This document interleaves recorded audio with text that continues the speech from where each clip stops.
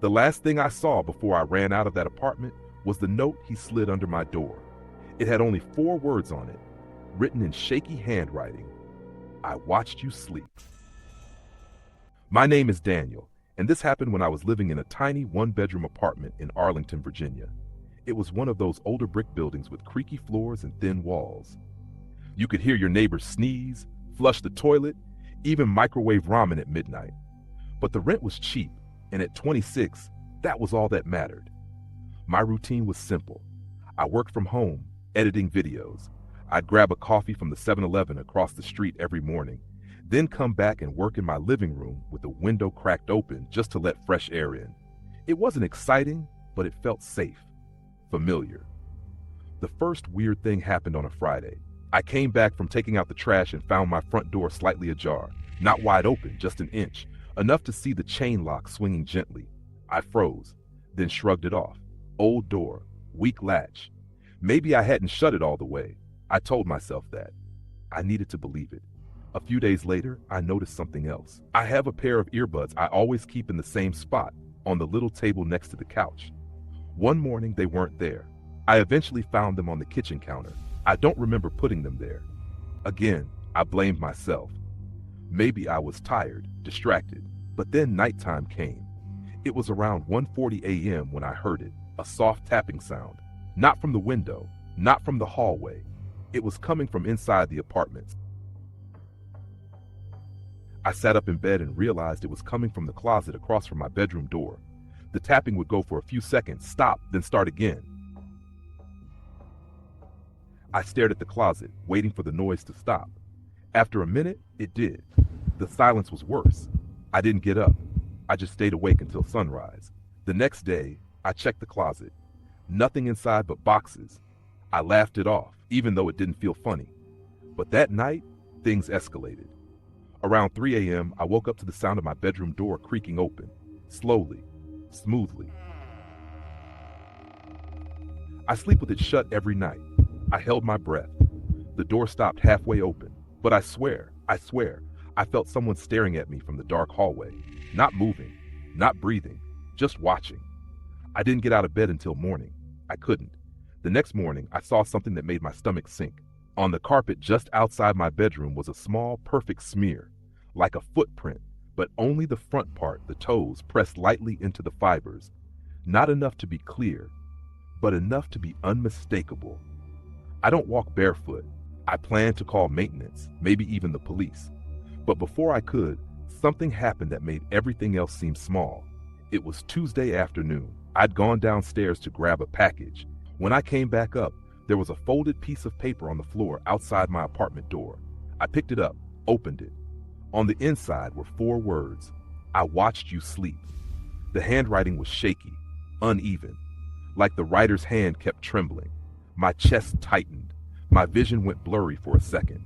Someone was messing with me, or someone had been inside my apartment more than once. I did the only thing I could.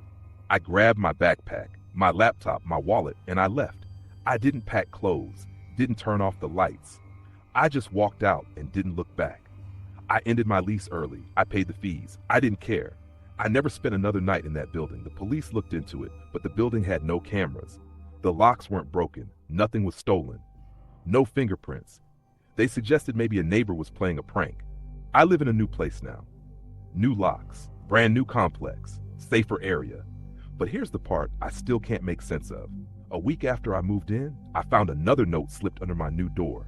Same shaky handwriting, same uneven pen pressure. It only said 3 words this time. Miss your door. My name is Daniel Ruiz.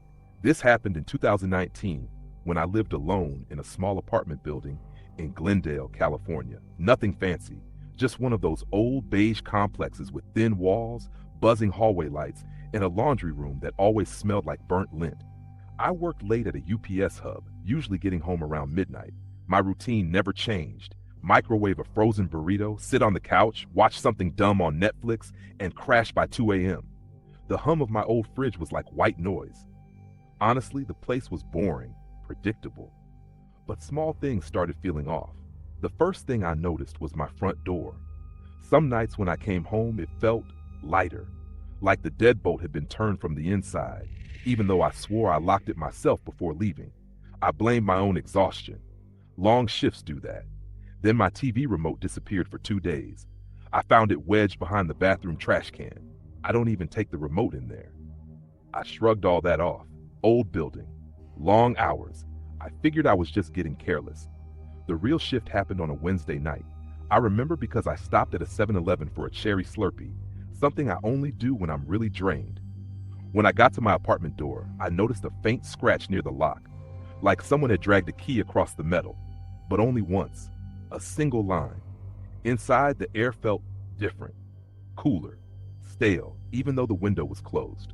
My fridge hummed louder than usual, almost like it was struggling. And then I smelled it. A faint cologne.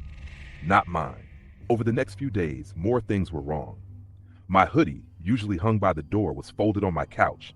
The bathroom light was left on twice. My phone charger moved across the room. I kept telling myself I must have forgotten where I put things, but the feeling in my stomach said otherwise. The worst part? I never heard anything. No creaks, no footsteps, nothing. It was like someone was moving only when I wasn't there, or when I was deeply asleep. By the fourth night, I couldn't shake the paranoia. Before bed, I slid a small strip of tape over my front door's frame just to see if it shifted. I didn't sleep well. Every sound made me sit up, every passing car, every buzz from the hallway light. When I woke up around 6 a.m., the tape was on the floor. Not torn, not stuck to the door, placed on the ground. Someone had opened my door and closed it again. I should have called the police then. I don't know why I didn't. Part of me truly wondered if I was losing it. But the next night erased all doubt. It was around 1:30 a.m. I had just brushed my teeth and opened the bathroom mirror cabinet to grab something. The mirror door squeaked like always. But when I swung it back shut, I froze. There was a fingerprint on the inside of the glass, a smudge, clear as day. A little oily, like someone pressed their finger there and closed it. I touched my own finger to it. It didn't match. It definitely wasn't mine. I felt my knees weaken. My whole apartment suddenly felt too small, too quiet. I grabbed my phone and rushed out the front door without even grabbing shoes. My hands were shaking so badly I kept dropping the keys. When I finally made it into the parking lot, I called the police. They searched the apartment for an hour. They didn't find anyone, but they did find something in the small crawl space above my hallway closet, a spot I'd never opened. A dented energy drink can, a crumpled blanket, and a folded receipt from Target dated 2 weeks earlier. Someone had been living above my apartment, climbing down whenever they wanted. I moved out the next day. The building manager said the crawl spaces weren't even supposed to be accessible, but someone had cut into mine long before I moved in. The police never figured out who it was. They said whoever lived up there probably slipped out once they heard them searching. But sometimes, when I can't sleep, I think about that fingerprint. How fresh it looked. How close his face must have been to mine through that mirror. And I keep wondering something I wish I didn't. If he left that night because of the police, or because he realized I finally knew he was there. My name is Mason, and this happened last year when I was living in a small apartment on the 5th floor of a building in Queens, New York.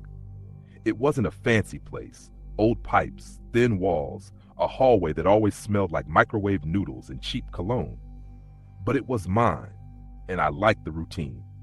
Every morning before work, I'd brew coffee in my little Mr. Coffee machine, open my blinds, and listen to the low rumble of traffic from Roosevelt Avenue. Nights were usually quiet, except for the guy upstairs who walked like he wore concrete boots. Things started getting weird in October. It was a Wednesday night. I'd just gotten home from a late shift, carrying a cold 7-Eleven Slurpee because I was too tired to cook. When I unlocked my apartment door, I noticed something small, something I brushed off at the time. My living room lamp was on. I was pretty sure I hadn't left it that way, but I was exhausted, so I blamed it on myself, shut it off, and went to bed. The next few days felt normal, mostly. I'd hear soft footsteps in the hallway outside, but that wasn't unusual. My building had thin floors, you could hear everything. Except one night around 2 in the morning, I woke up because of a sound that didn't fit. It was a tapping. Slow, rhythmic, like someone flicking a fingernail against glass. I sat up and realized it was coming from inside my apartment. specifically from the closet in the hallway, the one I never used. I told myself it was the pipes. Old building, old pipes.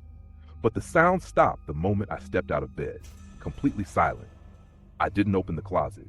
I just went back to sleep. 2 days later, I noticed the second thing. My bedroom door was slightly open when I woke up. Not swung wide, just cracked, like someone pushed it open with their fingertips. I always close it at night, always. I checked the apartment. Front door was locked, windows shut, nothing missing. I told myself maybe I hadn't closed it all the way, even though deep down I knew I had. Then came the third thing. The thing I still think about every time I try to fall asleep. It was a Sunday afternoon. I was cleaning up, vacuuming, doing laundry when I noticed faint footprints on the carpet near my bed. Not shoe prints, bare feet. They faced my bed, and the size wasn't mine. I froze. My throat got tight. The vacuum kept humming, but I couldn't breathe. Where did they come from? Who had been in my room? I grabbed a broom, like that would help, and started checking every corner of the apartment. Then I opened the hallway closet. Inside was nothing. Just dust and an old mop. But the carpet inside the closet was flattened, like someone had been standing there for a long time. I called the building manager. He came by, shrugged, and told me the last tenants never returned their keys. I changed the locks the same day. But the worst part, the part that still plays in my head, happened that night. I woke up around 3:20 a.m. No sound, no tapping, just a feeling, like someone was watching me. I looked toward the doorway. My bedroom door was open wider than usual. And in the darkness of the hallway, I swear I saw a shape, a person-sized shadow, standing just outside the reach of the streetlight glow. I didn't move. I didn't breathe. I blinked once, and the shadow was gone. But the door kept drifting open, inch by inch, like someone had just moved away from it. The police searched the place. They didn't find anything. No signs of entry, no fingerprints, nothing. They told me stress can make you imagine things, especially if you live alone. Maybe that's true. Maybe. I moved out a month later. I live upstate now. Safer area, new building, new locks. But here's what I can't explain. Every once in a while, around 3 in the morning, my new bedroom door will creak open. Just an inch. Just enough for someone to watch me through the crack. And even though I tell myself it's the air pressure or weak hinges, I can still see those footprints in the carpet. The ones that weren't mine.